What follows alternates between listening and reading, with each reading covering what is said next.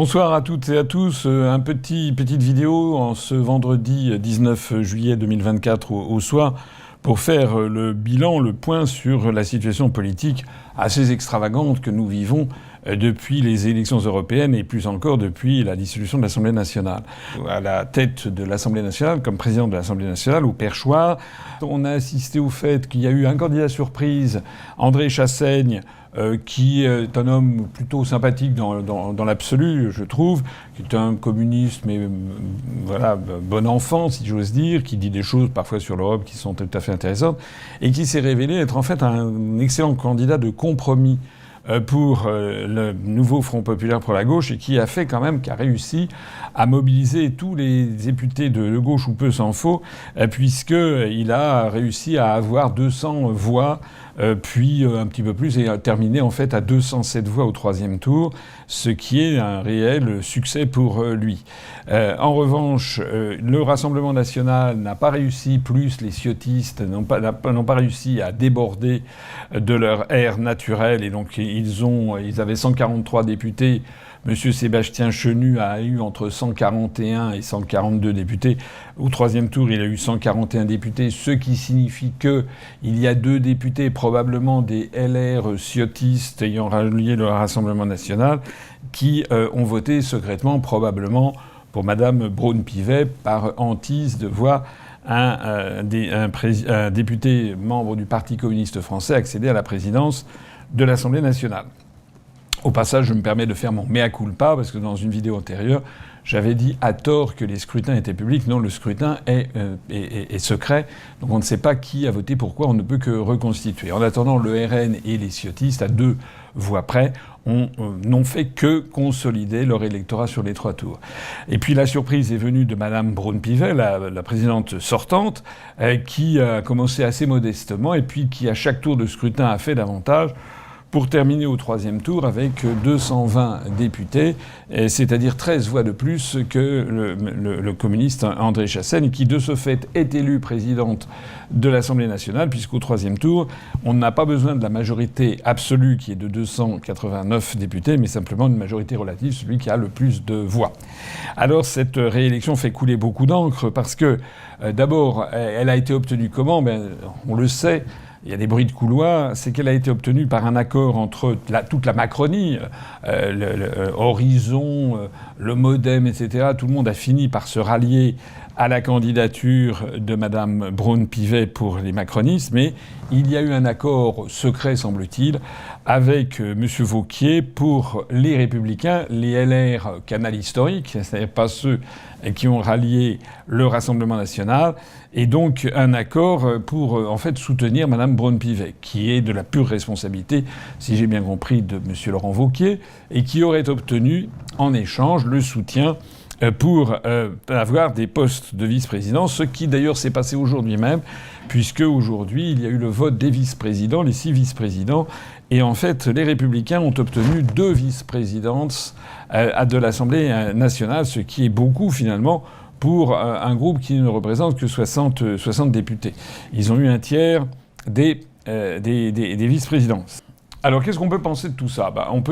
Tout ça est en fait très très sordide et très très mauvais, parce que on se retrouve devant une situation qui est extrêmement délétère pour la suite des événements.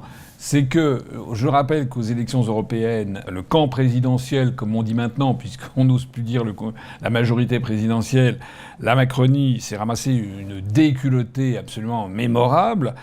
Aux élections législatives, du moins au premier tour, cette déculottée a été encore amplifiée. Et en fait, le message que le corps électoral français a envoyé, c'est qu'on ne veut plus de M. Macron. On ne le veut plus. Il y a 75 à 80% des Français qui ne peuvent plus ne simplement que voir sa tête, entendre ses propos. Il y a 80% des Français qui ne le peuvent plus, ne le supportent plus. C'est ça le grand message qui a été envoyé par ces élections. Et en définitive, on arrive à quoi ? On arrive que ce soir, on a comme président de la République Macron, toujours comme avant les élections, avant les 2 séries d'élections. Comme Premier ministre, on a M. Attal, qui certes est, paraît-il, démissionnaire, mais il est quand même maintenu pour gérer les affaires courantes. Personne ne sait d'ailleurs ce que signifie gérer les affaires courantes. Hein, parce que ça veut dire quoi? Ça veut dire que si, par exemple, demain, Gabriel Attal et Macron envoyaient des soldats en Ukraine contre la Russie, est-ce que ce serait des affaires courantes? Non, c'est pas des affaires courantes, ce serait des choix stratégiques fondamentaux. Si M. Attal est obligé de prendre des décisions fondamentales à la demande de la Commission européenne, par exemple sur des restrictions budgétaires considérables, c'est ce qui arrive, puisque la France vient d'être placée en procédure de surveillance pour déficit excessif, ça sera plus du tout de gérer les affaires courantes. Mais qui viendra protester parce qu'on dira mais c'est plus les affaires courantes. Il n'y a pas de définition très précise de ce que sont les affaires courantes. Donc M. Attal, il est démissionnaire, mais il est quand même là. Voilà. Donc on ne sait pas, on est dans un truc à la Macron en même temps. On ne sait pas si on a un gouvernement ou si on n'en a pas. On ne sait pas si on a un Premier ministre ou si on n'en a plus. On ne sait pas si on a un ministre des Affaires étrangères, si on n'en a plus, etc. Et puis, comme présidente de l'Assemblée nationale, on avait Madame Braun-Pivet, championne de la Macronie, et on retrouve Madame Braun-Pivet.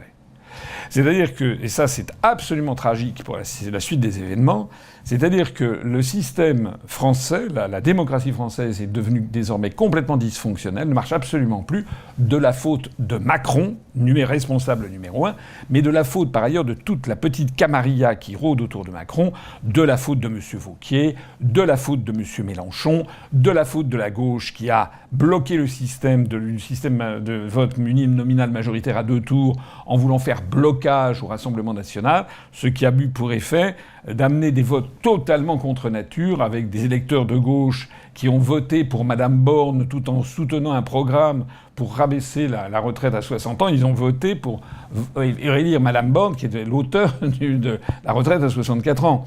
Voilà. On a vu aussi des candidats de LR, des candidats de la droite bourgeoise, voter pour des candidats de la France insoumise dans des triangulaires supprimés, devenus des duels du fait de la disparition d'un des candidats. Donc tout ceci a amené à un résultat qui est épouvantable, puisque non seulement il y a 3 tiers, mais en plus de ça, lorsque la France insoumise ou lorsque le nouveau Front populaire se prévaut d'être le groupe qui a le plus de députés, c'est un fait. Mais en réalité, tout le monde sait bien que s'ils ont obtenu autant de députés, c'est essentiellement sur une méprise. C'est-à-dire que des électeurs qui ne voulaient pas du RN ont voté pour la France insoumise, mais sans en vouloir le programme. Et donc on est dans une espèce de confusion générale des esprits, un chaos dont se délecte M. Macron à l'évidence. Alors, je voudrais rappeler ici quand même un point vraiment qui me paraît vraiment fondamental. C'est qu'est-ce que c'est que la démocratie? La démocratie, c'est demos kratos, demos le peuple, kratos le pouvoir, c'est le pouvoir du peuple. Dans une vraie démocratie, dans une république, dans un régime politiquement sain, normalement, ceux qui dirigent le pays doivent diriger le pays en leur âme et conscience, en fonction de ce que souhaite la population. C'est ça le vrai critère. C'est-à-dire que peu importe à la limite que ce soit une monarchie, que ce soit une oligarchie, que ce soit une démocratie ci, une démocratie ça, etc. L'essentiel c'est est-ce que le dirigeant dirige le pays comme le souhaite une grande majorité de la population. Or, ça n'est plus du tout comme ça que c'est conçu maintenant en France, puisqu'on a en fait une petite caste dirigeante, dont Macron est le représentant par excellence, qui dirige la France contre la volonté des Français. Et pour mener ce système tout en ayant une apparence de démocratie, eh bien, il truque les votes, il truque les campagnes, d'abord il truque les campagnes électorales en interdisant certains responsables politiques d'être présentés aux Français, donc qui sont relégués dans une espèce de catacombe où seuls ceux qui vont se renseigner peuvent les trouver, et puis en proposant, en mettant sur le devant de la scène des partis politiques qui en fait sont de mèche avec tout le monde pour maintenir le système actuel, le système d'une soumission totale à l'oncle Sam et à l'oligarchie euro-atlantiste par l'intermédiaire notamment de l'Union européenne. Alors on est en train de voir, les Français sont en train de voir ça un peu surpris, même parfois scandalisés et à juste titre, parce qu'ils vont voter... le résultat du premier tour, c'est qu'il y avait une poussée considérable pour le Rassemblement national. que ça plaise ou que ça ne plaise pas. Mais le fait est qu'il y a eu une poussée considérable pour le Rassemblement national, qui est quand même passé de 89 députés à près de 130. Et ça se traduit par quoi ce soir? Par non seulement rien, mais moins que rien, puisque lors de l'attribution donc des postes de vice-président, le Rassemblement national a perdu ses postes de vice-président, qui étaient ceux de M. Sébastien Chenu et de Mme Hélène Laporte, obtenus en 2022. Et on pouvait le prévoir, puisque M. Chenu s'était maintenu au troisième tour, ce qui signifie qu'il n'y avait pas eu l'accord secret qui avait eu lieu en 2022 entre le RN et Mme Braun-Pivet pour se faire réélire. Alors, les Français ont donc voté le premier parti de France en nombre de voix, et c'est qu'un fait. Le premier parti de France en nombre de députés, c'est un fait. Je ne m'en réjouis pas, je ne le déplore pas, c'est un fait. C'est le Rassemblement national. Or, ce mouvement n'a rien. Il n'a aucun représentant à l'Assemblée nationale. Il est évincé de partout. Et on a même des témoignages d'hostilité extraordinaires, comme des députés du Nouveau Front populaire ou de LFI qui refusent ostensiblement dans l'hémicycle de saluer leurs collègues, de leur serrer la main, de serrer la main à leurs collègues du Rassemblement national.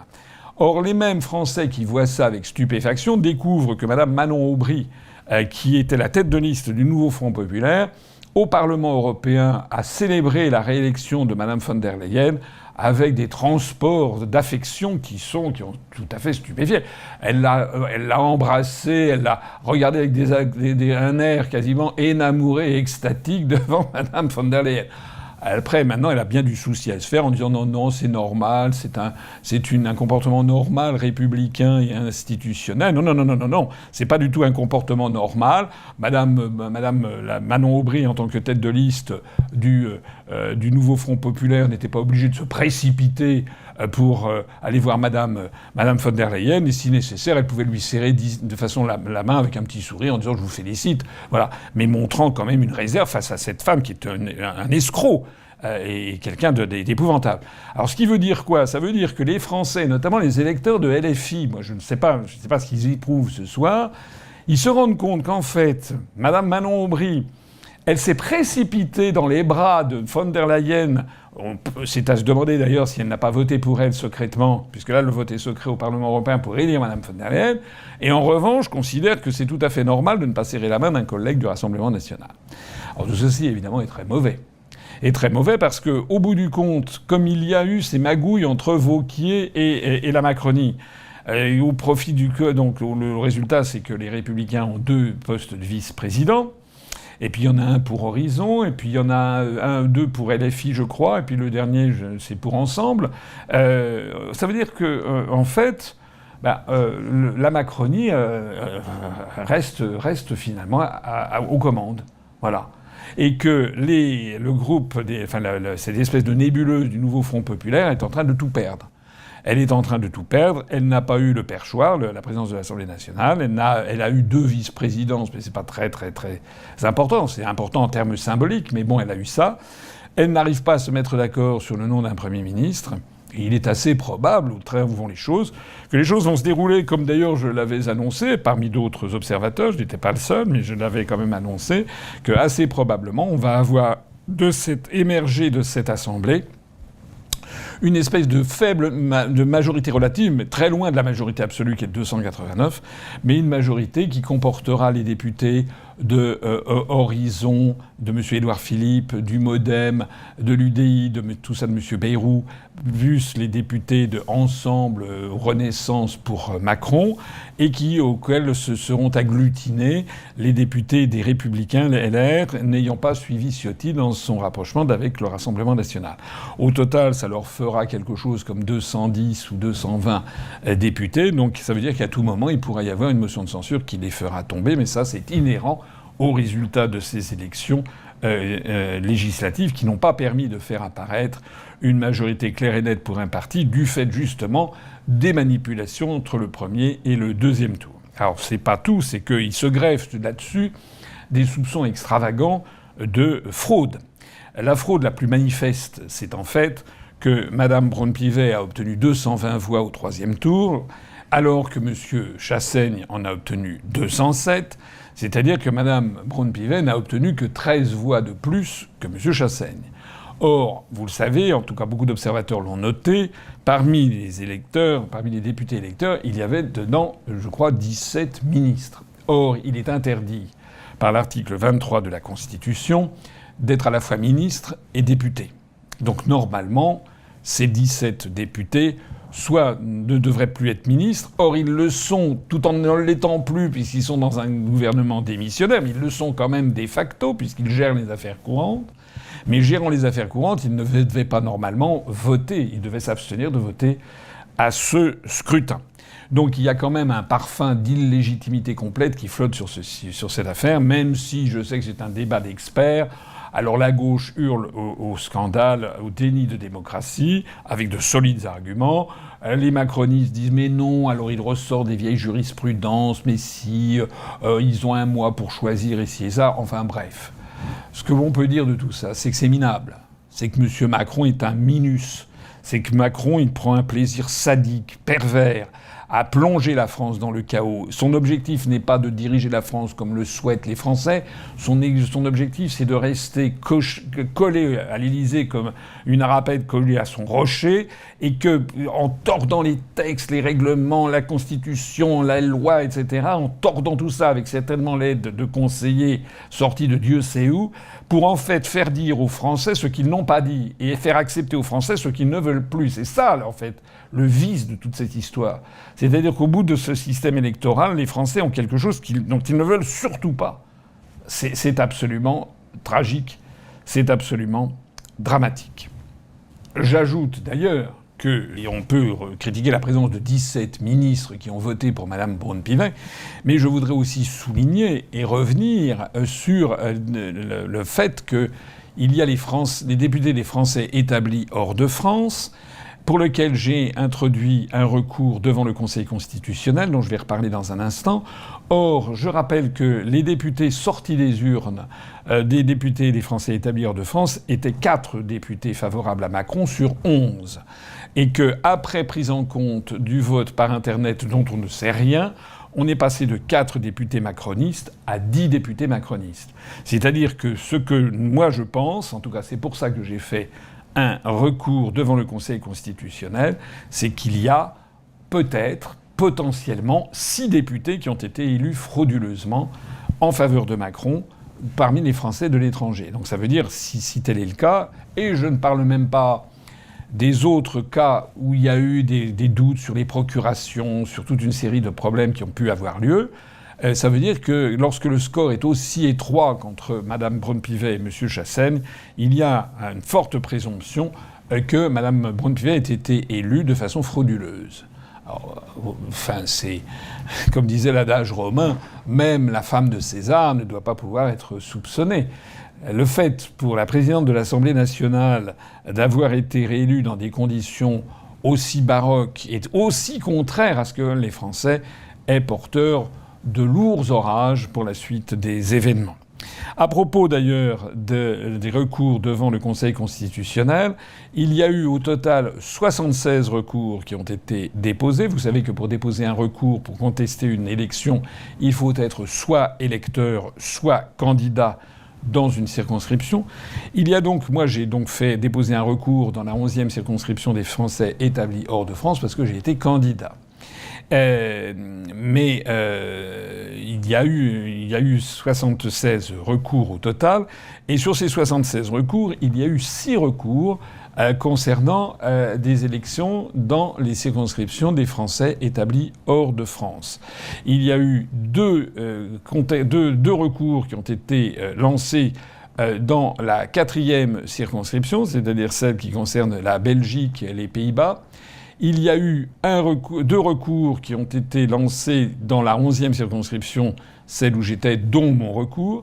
Il y a eu un recours qui a été lancé dans la circonscription concernant, c'est la 10e, celle qui concerne l'Afrique orientale et l'Afrique australe. Et il y a eu un recours dans la 8e circonscription, celle qui concerne la Méditerranée orientale, avec l'Italie, la Grèce notamment, mais aussi l'État d'Israël. Alors, il y a donc eu 6 recours concernant les circonscriptions des Français établis hors de France, pour seulement 11 circonscriptions, et 76 recours au total pour 577. Si on avait le même pourcentage de recours par rapport au nombre de circonscriptions sur l'ensemble des circonscriptions totales, 577, il y aurait eu 315 recours, alors qu'il n'en a que 76. Alors ça, c'est intéressant. C'est que le nombre de recours dans les Français établis hors de France a nettement augmenté. Je me flatte d'y être peut-être pour quelque chose, parce que j'ai quand même sonné le tocsin et fait des vidéos pour expliquer le scandale que nous avions constaté.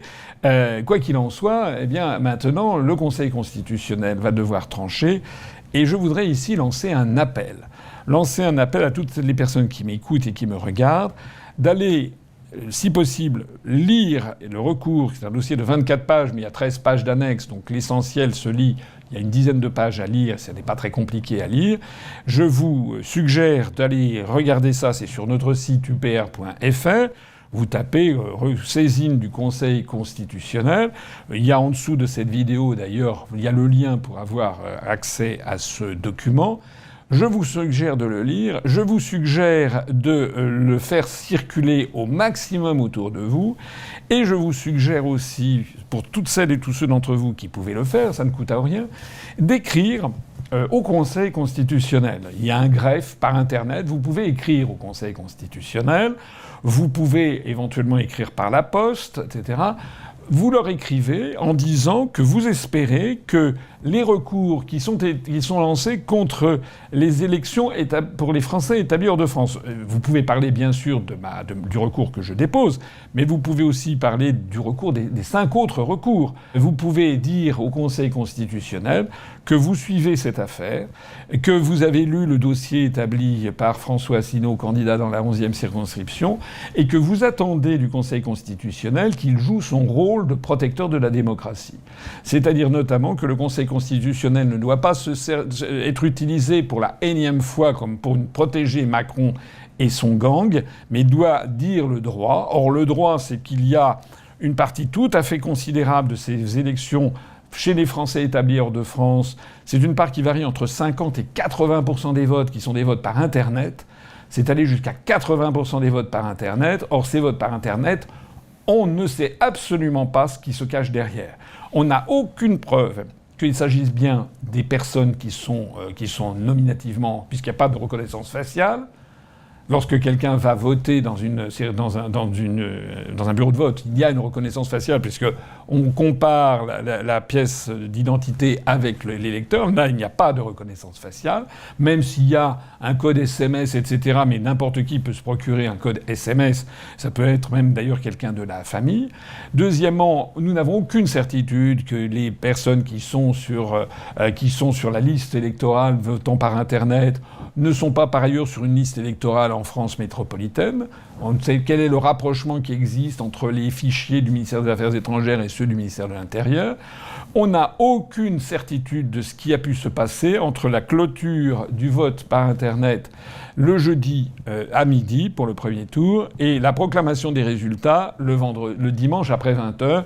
C'est-à-dire il s'est passé de jeudi de midi jusqu'à minuit le jeudi, puis le vendredi toute la journée, puis le samedi toute la journée, puis le dimanche toute la journée jusqu'à 20h30. Il s'est passé plus de 3 jours et demi. On ne sait pas qui a pu avoir accès à ça. Peut-être personne n'y a-t-il eu accès, mais peut-être y a-t-il des gens qui ont pu avoir accès, d'autant plus que vous allez lire le dossier, il y a des choses extraordinairement louches.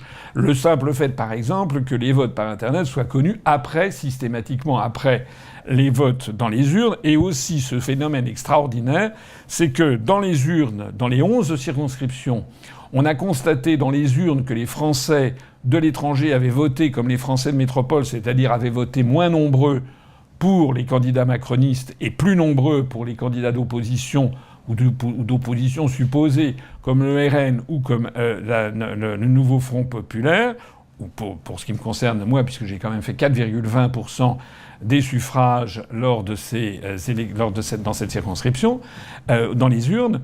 Et on a assisté en revanche que le vote par Internet avait fait exploser le nombre de votes en faveur des candidats macronistes. Ce qui a abouti comme résultat, ce que je vous disais tout à l'heure, si on s'en était tenu au vote dans les urnes, on avait 4 macronistes sur 11 élus par les Français de l'étranger. Après intégration de ces votes par Internet dont on ne sait absolument rien, on passe de 4 macronistes à 10 sur 11. Voilà. Il y a donc un très fort soupçon. Alors je vous invite, imaginez qu'il y ait, non pas 2, 3, 4, mais qu'il y ait 100, 200, 500, 1000, 1500, 2000, 10 000 personnes qui écrivent au Conseil constitutionnel en disant « Nous voulons la vérité. Nous voulons qu'il y ait diligenté une enquête avec des huissiers, avec pas une enquête faite par un organisme, l'ANSSI par exemple, de sécurité informatique qui dépend du ministère de l'Intérieur. » Parce que voilà, on est censé faire confiance avec ce système Internet à des gens qui sont sans foi ni loi. On le voit avec Macron. Macron qui tord, je le disais tout à l'heure, absolument tout, qui tord les lois, qui piétine la Constitution. On devrait être là à faire confiance à ce monsieur et à sa bande. Non, on ne doit plus faire confiance du tout à cet individu. Ils sont capables de tout. Il faut donc demander au Conseil constitutionnel qu'il y ait une enquête judiciaire qui soit menée avec des présences d'huissiers de justice, avec présence également de sociétés des informaticiens privés, mais ne dépendant en aucun cas du ministère de l'Intérieur, ni du ministère des Affaires étrangères, ni de Matignon, ni de quelque organisme public que ce soit, pour aller voir ce qu'on appelle les logs, c'est-à-dire quelles ont été les éventuelles intrusions dans le fichier après les votes, au cours des 3 jours et demi qui ont séparé la fin des votes de la proclamation des résultats. Alors je vous le demande, imaginez qu'il y ait 200, 500, 1000, 1500, etc. les courriers qui arrivent au Conseil constitutionnel par Internet ou sous forme manuscrite, eh bien je pense que ça changera la donne. Puisqu'on en est à parler de magouille, je voudrais d'ailleurs souligner cette chose que je crois que c'est du jamais vu, à laquelle on a assisté ce soir, de ce 19 juillet, c'est que au moment du vote des vice-présidents dont je parlais de l'Assemblée nationale, le scrutin a été annulé, puis a été recommencé, puisqu'on a découvert lors du premier tour qu'il y avait quand même 10 enveloppes surnuméraires dans l'urne. Voilà. Ça veut dire qu'il y a du bourrage d'urne à l'Assemblée nationale. Je ne sais pas si vous vous rendez compte, quand même, de la dégradation, de l'enfer, en fait, dans lequel la France est en train de s'enfoncer, puisque à la fois la légitimité des élections, la transparence, la lisibilité des résultats, la véracité des résultats, on ne peut plus la confirmer, soit par des bourrages d'urnes, soit par des magouilles sur les procurations, soit par des votes par Internet que l'on ne maîtrise pas. Mais en plus de ça, lorsque le résultat déplaît à la Macronie, en fait à l'oligarchie euro-atlantiste, par des moyens divers et variés, on arrive au résultat actuel, c'est que eh bien, les Français n'ont pas ce qu'ils voulaient.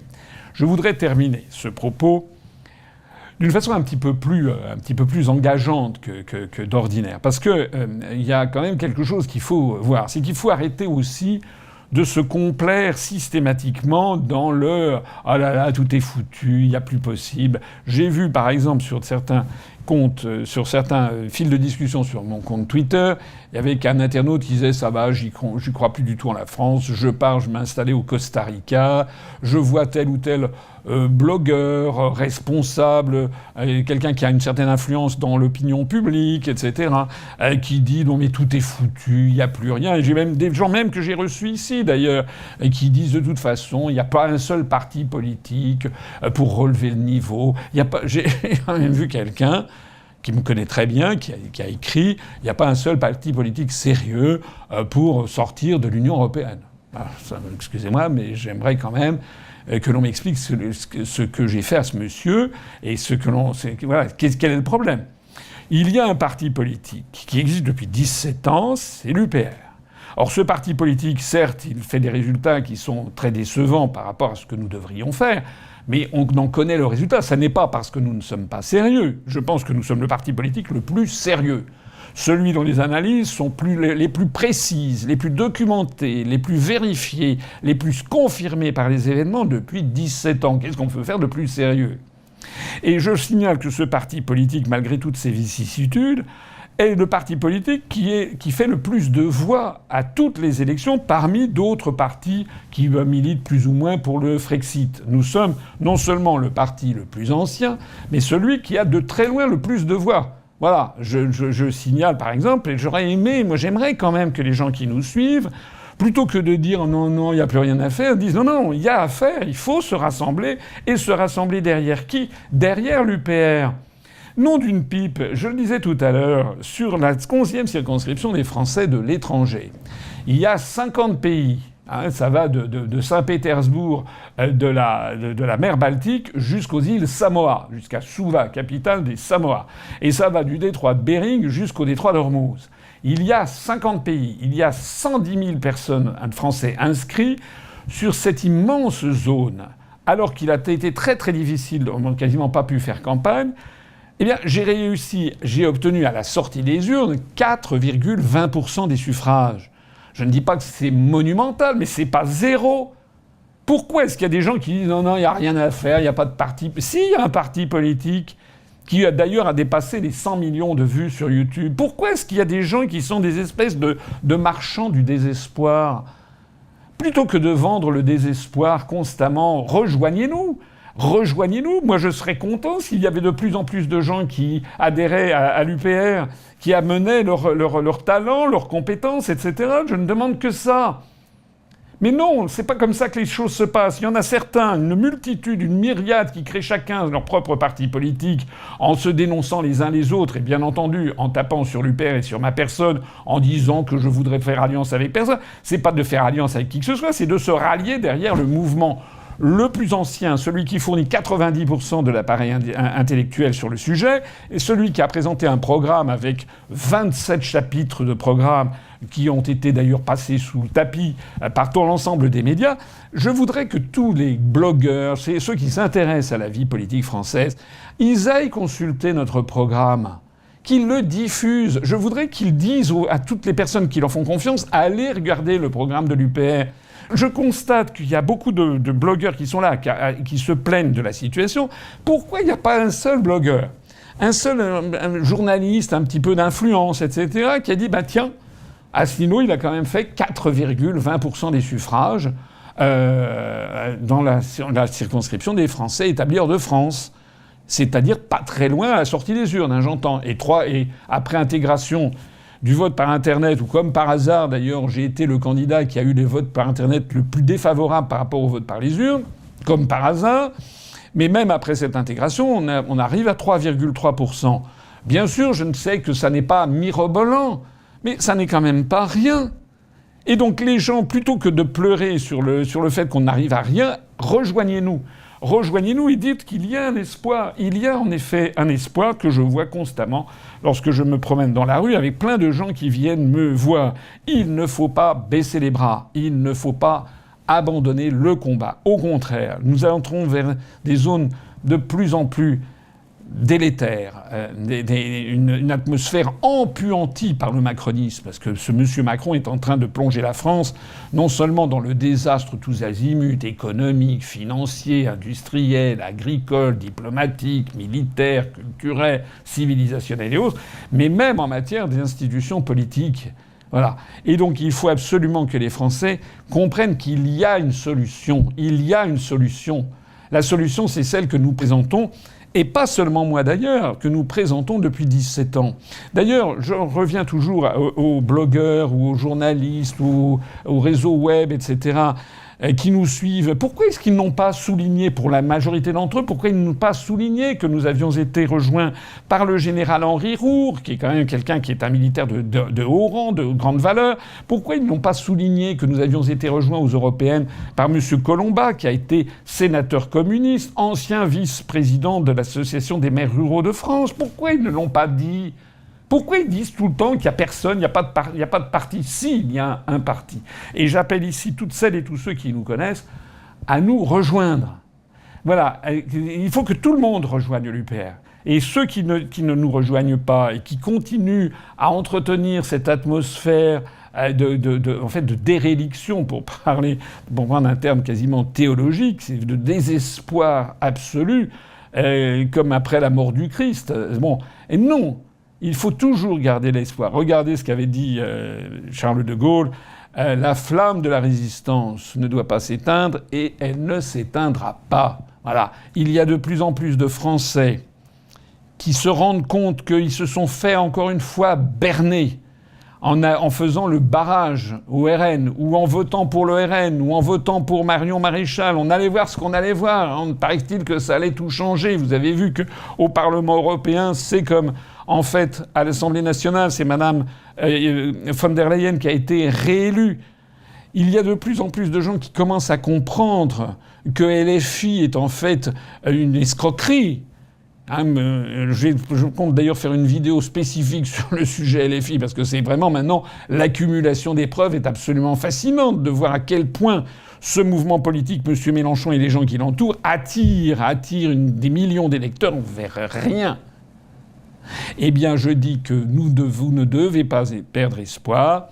Vous devez, en votre âme et conscience, décider maintenant de tourner la page sur tout ceci et faire confiance à l'UPR. Vive la République et vive la France, et on les aura.